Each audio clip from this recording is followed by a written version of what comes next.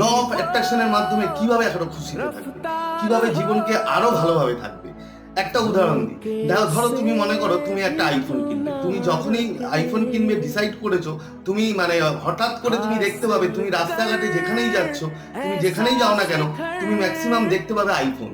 IPhone হয়তো তুমি হেঁটে যাচ্ছ, দেখলে পাশ দিয়ে হয়তো একটা আইফোনের রিংটোন বাজছে এবং দেখলে তার দিকে তাকিয়ে তার কাছে আইফোন। তুমি টিভিতে দেখছো, আইফোন দেখছো। তুমি সবসময় ভাবতে যে অবাক হয়ে যাবে যে আমি এত আইফোন কেন দেখছি। তার কারণ আর কিছুই না, ইউনিভার্স তোমাকে বারবার ওই সাইনটা দিচ্ছে, কেন তোমার ভাবনার মধ্যে যে আইফোনটা ঢুকে গেছে সেটাই তোমাকে বারবার ব্যাক করছে। ঠিক সেইম ভাবে তুমি যখন তোমার যে জীবনের যে দিকগুলো নিয়ে তুমি খুব খুশিতে আছো, খুব ভালো আছো, সেগুলো নিয়ে যখন বারবার তুমি খুশি থাকবে, ভাববে, তখন ওই জিনিসগুলোই ডবল হয়ে 10 গুণ হয়ে ইউনিভার্স তোমাকে রিটার্ন দেবে। তো এইভাবেই মানে জীবনে খুশি, জীবনে হ্যাপি অ্যাট্রাক্ট করা যায়। চ্যানেলটা সাবস্ক্রাইব করে দিও, কারণ তার কারণ